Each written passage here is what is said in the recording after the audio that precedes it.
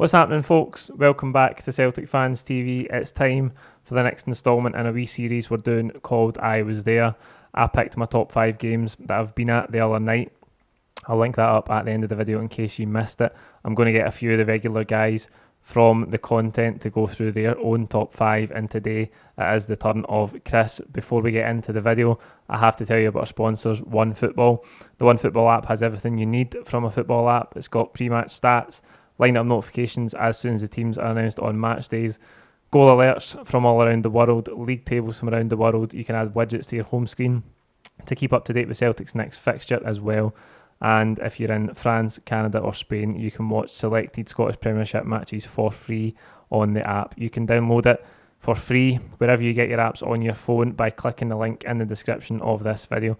It's a fantastic way for you to support the channel, and as I say, it's absolutely free wherever you get your apps. So click the link below to get involved and let me know what you think. Here we go then, it's time to get into Chris's list. I actually really enjoyed listening to it. Some brilliant games in there, some really, really iconic Celtic games as well. So I hope you enjoy it. Chris, here we go. I know you've been buzzing to do this. Your top 5 games, we're calling this series I Was There. So give us your top 5 games that you were at in the flesh. Yeah, thanks very much for this opportunity, Paul. And honestly, it was so hard to actually go back in my time as a Celtic fan. I'll be honest, I'm 39 years old. So before I moved to Canada in 2005, I attended my fair share of Celtic games over the years, but it was really difficult. But I'm happy to share my top 5. So coming in at number 5, it's a great personal story. So this is the Scottish Cup third round from 1992, and it was Celtic 6, Montrose nothing. So I actually grew up in Montrose. That's where I spent most of my childhood, from about the age of 3 until I left there when I was 18. So this was a fantastic moment for me because it was actually my first ever Celtic game, and I was getting to watch the club I knew I was going to love for the whole of my life against the town and the team from the town where I lived. So it was amazing. And one of the unique things about this particular game is it was my first Celtic game, like I said. My dad actually took me, which was a huge step for him because he's actually a Dundee fan. And he took me to a Celtic game, and I was in the family stand. This was before Celtic Park was redesigned. So like they had the old jungle. So it was like just amazing to even sit back and watch the atmosphere. Obviously, it wasn't a big marquee game, but one of the other unique things about this game was 2 Celtic players scored a hat trick in the same game. So Jerry Craney had a hat trick, and so did Tommy Coyne. And I don't believe that's happened much in Celtic's glorious history. So to be able to go to that game, my first ever Celtic game, and just sit and soak all that in, and see Celtic win 6-0, and 2 players score a hat trick was a really, really cool experience. So that was, fantastic.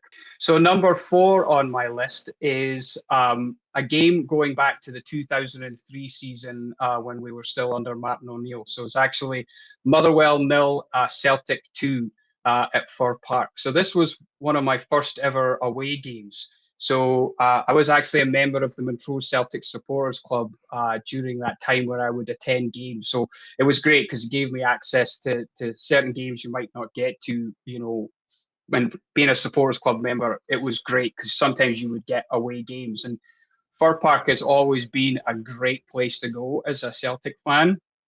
This game was just brilliant. And people, if they want to go back and watch the highlights, it was one of the greatest penalty saves from Rab Douglas in this game that I've actually ever seen. And to be right behind it, which you'll see is a theme in my top 5.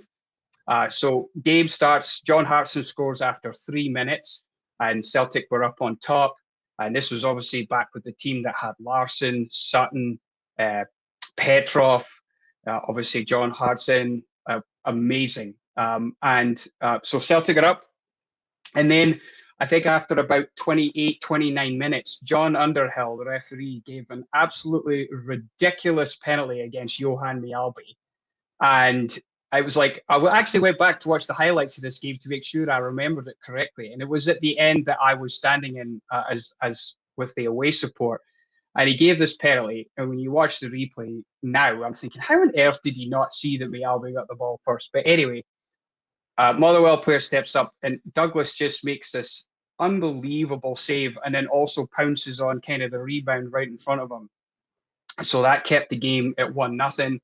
And then fast forward to the second half, you've got a trademark Alan Thompson free kick, right? Just out on the right of the 18-yard box, just up and over the wall, absolutely superb. And I was standing right behind that. And you know, at a football match, when a player hits something and you just know it's going to go in the net. Well, sure enough, in it popped, 2-0. That was one of my first ever away games, and that came in at number 4 on my list. So moving on, it's actually another Motherwell game, and one of my best pals, Colin, is going to absolutely hate me for sharing this story, but I've always got a story, so it's great. So this, going back to the Scottish Cup final in 2011, Paul, same tournament, and it was number 3 on your list was the Rangers replay game. But this is the final now, and fast forward, I've actually now moved to Canada. Okay, so I actually flew back for this game, just especially for the cup final, and it'd been a lifelong ambition of mine to always go to a cup final and hopefully see Celtic lift the trophy. I'd seen them win the first league trophy under Martin O'Neill. I was at the game where we won 1-0 to win the league title in the treble season. But this was something I'd always wanted. I wanted to be at a cup final. I'd been a couple of semi-finals, but this was the one. The sad part is I had to sit in the Motherwell end for this game, and I had to travel on a Motherwell supporters bus to the Celtic Cup final game from Wishaw. So it was painful, let me tell you. And I had to keep my yap shut because I was told by my friend Colin, who's going to hate me now because I've divulged this story, that he let a Celtic fan go to a cup final in the Motherwell end. But he was a legend, and I'll forever, ever be grateful that he made that lifelong ambition come true for me. So Lennon's first cup final as Celtic manager, and it was horrific weather. And obviously the game started. It was a fairly nervous affair, but Ki Sung-young just broke it open with just this stunning, swerving, dipping low shot into the corner of the net, away from Darren Randolph, and that kind of set us off on our way. And I thought we'd go on and really kill off the game. Motherwell hit the crossbar not long after in the first half, and we went in 1-0 up, and the game was kind of very finely balanced. And honestly, for the second half, as the game wore on, it was still 1-0 until Stephen Craigan had an own goal for Motherwell, followed by an absolutely stunning free kick from Charlie Mulgrew.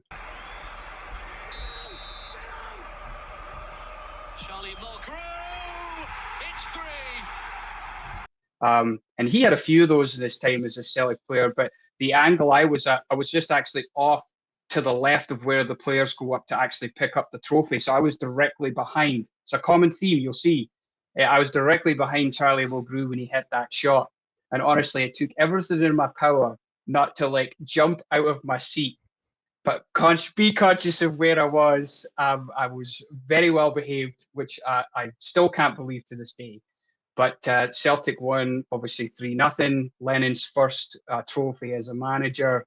And it was just amazing to be able to watch that. And my friend Colin was very kind to let me stay back and watch Celtic lift the trophy, which was, literally, I was about 150 feet away based on where our seats were. So that was an incredible experience. And Hampden it's a unique place to go and watch a football game because you're so far away from the game. But the way the stadium's built, it's just an incredible atmosphere. The noise is really kept inside, just the way the roof is. And I remember when Ki Sung-young scored the first goal, just because I didn't celebrate, right, being in the Motherwell end for the game, just the noise that came from the Celtic supporters, it was just unlike anything you've ever seen or heard. And it made the hair on the back of my neck stand up. And that's a theme in the last 2 games on my list as well. So number 2 on my list, and trust me, I wanted to put this number 1, but hopefully the Celtic fans out there will give me some grace and give me some leeway for where I ended up here. So number 2 on my list is Celtic 5, Rangers 1, going back to November 1998. So Um, a lot of people might be surprised why wouldn't an old firm, which it was at that time, an old firm thrashing and a Celtic beating Rangers so heavily not be number one on your list. But hopefully, like I say, people will understand when I reveal number one on my list. So this is a game of firsts.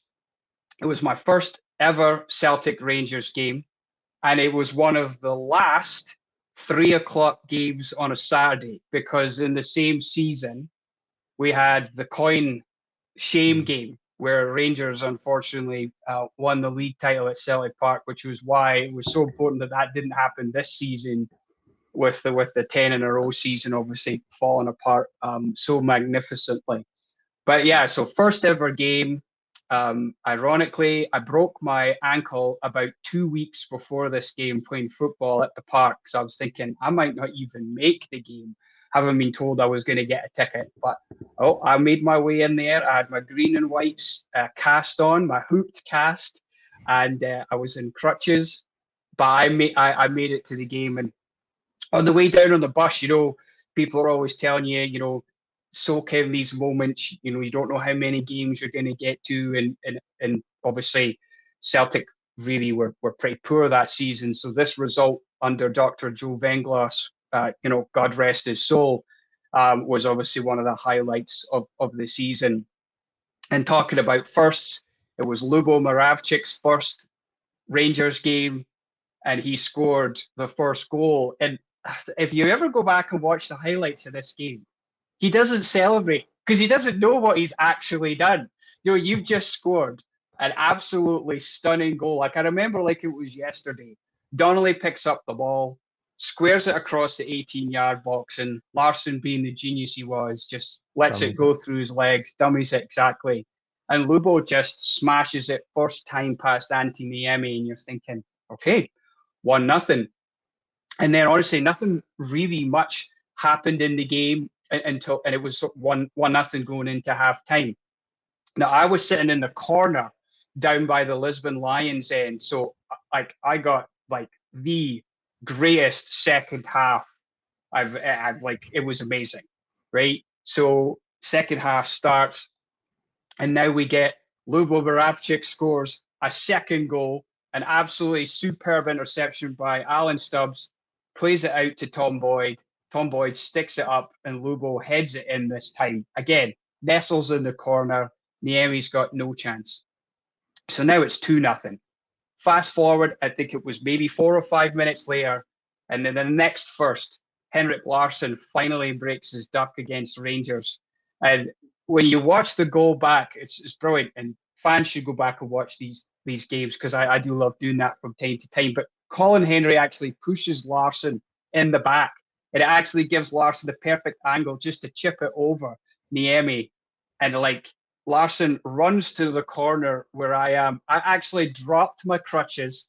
I get to the stairwell, and my mate's like, no, you can't go down there. You've got a broken ankle. So I'm like hold me back kind of moment, right? So it's 3-0. And then another few minutes goes by, and another Celtic great, God rest his soul, Phil O'Donnell, picks up the ball on the left-hand side, crosses it for Larsson. He heads it down. Now it's 4.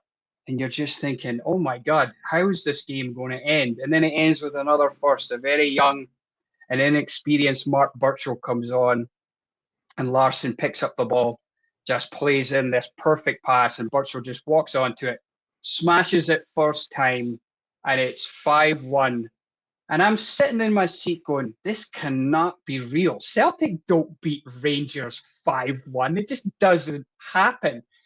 So anyway, I hobble my way back to the bus, and I'm trying to think. I was still 17, so I hadn't really started legally having any beverages yet. But let's just say the beverages were flying on the bus on the way home. And one of the old timers gets on the bus. He says to me, "Yo, wee man, you are one lucky little bugger." I said, you like, I've been going to Celtic games like for years, and we've never beaten Rangers many times, let alone beat them 5-1. So it was an absolutely unbelievable experience. And for that to be your first experience of a Celtic Rangers game, and I've been to Castle Grayskull for a Rangers game. Quick mention about it: it was the 1-1 game after Pierre van Hooijdonk had knocked him out of Europe when he played for PSV. So we had so much fun that day.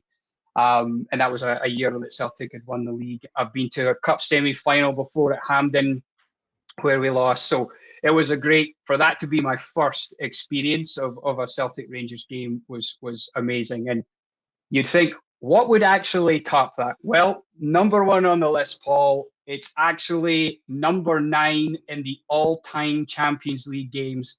None other than Celtic 4, Juventus 3. That is number 1 on my list. I was so fortunate. So I had a really great mate of mine. His name was Jay. And right before they released the tickets, he was like, "Look, do you want to go for the 3-game package, right?" And I was like, "Absolutely." Right. So obviously we draw Juventus, and I know I'm going to this game. And it was the last game too of the 6 games. Celtic still had an outside chance of actually qualifying for the knockout phases if Rosenborg were able to stop Porto from winning. So I was at all the home games there when Larsson scored against Porto, there when we won the other game, and then this is the last game. And it was Halloween too, right? So and like you've experienced this, Paul, there is nothing like a European Champions League game under the lights at Celtic Park, right? And it's just one of those games. I can't describe it. When I arrived at the stadium, and I was at the opposite end. So normally, most of the games I ever went to with the Montreux Celtic Supporters Club, I was in the Lisbon Lions end, right? But this particular game, I was at the other end. And this is a theme I mentioned from earlier: being behind certain iconic moments at my top 5 games. Well, this was another one. So walking up, you could just tell something magnificent was just going to happen. And I mean, the game was just unbelievable. So Champions League music comes on, the hair on the back of your neck is standing up, and then just the roar, the roar. It was like the one we had against Barcelona in the 2012. It's just so loud, it was just incredible. And you're thinking to yourself, Celtic are going to come out, it's going to be a great start.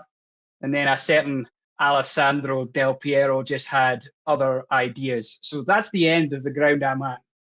And I'm sat beside my mate Jay, and Juventus get that free kick. I said, he's going to score here. He's going to score. I could just tell. And sure enough, over the wall, over Douglas, and you're just thinking, oh my God, here we go. Not what you want, right? But the way Celtic fans, the way we are is like, we know when it's a big game, we get right behind the team. And not long after, Yusuf Haran actually tied the game. And watching back the highlights, I forgot Moravcik was involved either directly or indirectly in all 4 of those goals. And can we just talk about Lubo, the gift from God? I've never seen a player so good with both of his feet. Like, just absolutely ridiculous. And he only scored 36 goals as a Celtic player, but just so many iconic moments. Anyway, Lubo picked up the ball over on the right, turns the player inside out, just crosses it, Valharin heads it, and then boom. The place just goes absolutely bananas. And you're just thinking to yourself, what more is this game going to have to offer? Fast forward a little bit into the game, Celtic get a corner. And again, Moravcik with that left foot. And this was one thing Chris Sutton was so good at, was just his ability to just bully people. And he just runs on an absolute savage header. And it's 2-1 Celtic. And the place is just going absolutely crazy. I'm thinking to myself, okay, let's just get to halftime. Let's just get in 2-1 up. And if you remember some of the players on that Juventus team, Del Piero, the David Trezeguet of Euro 2000, golden goal winner David Trezeguet, and it's him that pops up. And you go back and you watch that second Juventus goal, Inzaghi picks it up, he plays a 1-2, he literally just puts it on a plate, and Trezeguet doesn't even hesitate, and he just rips it first time, left peg, 2-2. And I'm thinking to my mate, I said, what more is this game going to give us? and now Celtic are coming towards us at the end for the second half. And in the lead up to the penalty that Larsson scores to make it 3-2, I remember watching the referee, and there was a lot of pushing going on between Balde and the Juventus defender. You know, Balde was just a monster of a man, right? So not many people, Paul, held him off the ball, and the referee gives a penalty. And then the moment you're thinking, oof, didn't feel confident about Larsson stepping up because he wasn't the greatest of penalty takers. He missed a few in his time, but he just pops it away and he wheels away with that, and you're just thinking, oh my God, it's 3-2, and surely there isn't anything better to come. Chris Sutton's goal to make it 4-2 is the greatest goal I have seen live at a football game. And this is the theme, I was right in line with it. So Lubo again, just doing his thing, and Balde actually gets a flick on. And as the ball was in the air, it was like it was in slow motion. And I just yelled, "Hit it first time, big man." And Sutton just puts his left foot behind the ball. And it was like a rocket. It went right in the top corner. The keeper had no chance. It's a shame it wasn't Buffon that was in net for Juventus, but it was like, it wouldn't have mattered who was in net. Nobody was saving that. And actually, I've watched an interview with Chris Sutton, and believe it or not, I don't think it's number one on his list of all-time Celtic goals. I believe it's the chip shot over Stefan Klos. Yeah, which was the green and whitewash season where we beat them 6 times. And then actually we beat them a 7th time in a row at the start of the next season when Alan Thompson made Stefan Klos look like a complete schoolboy with his first time half volley, swerving, dipping underside of the crossbar. But anyway, I digress. So now flip back, it's 4-2. All we need now is something to happen in the other game between Porto to see, but obviously they ended up winning 1-0, I believe, if my memory serves me right. But our game still wasn't finished. Trezeguet scores again, poor defended by Celtic. This time he knocks it in the roof of the net.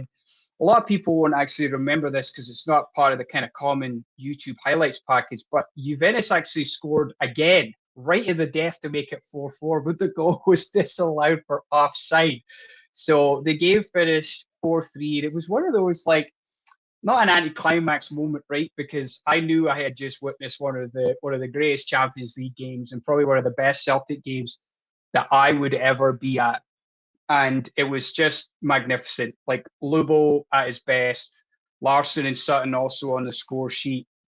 Just the sheer talent on display. Watching Del Piero, he was just like a maestro, absolutely amazing. And obviously Trezeguet at that time was a top striker in Europe. They had Inzaghi. That team from Juventus was incredible, and for Celtic to win that game. And at that time, that's when we were like ridiculous at home. You could almost bank on Celtic getting 9 points at home in the Champions League. Problem was we were shocking away from home. So my top 5 games that I was at, and thanks for the opportunity to share those with Celtic Fans TV. What a list, mate! What a list! A brilliant mix of personal stories, but also like iconic games, and there's no game more iconic than that 4-3 game against Juventus. Enzo Maresca was in midfield for Juventus that night as well. That's amazing. Could he be in the dugout? Could he be in the Celtic dugout in the summer? We'll wait and see. That was brilliant, man. Just sit and listen to it. Was really enjoyable. Thanks for doing that.